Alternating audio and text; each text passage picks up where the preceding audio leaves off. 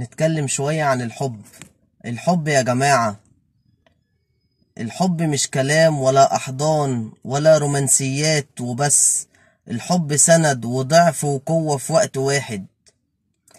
الحب إنك تبقى واثق إن في إيد هتحميك من الوقوع، إنكم مسؤولين من بعض، إنك تبقى مطمن وواثق ومستريح.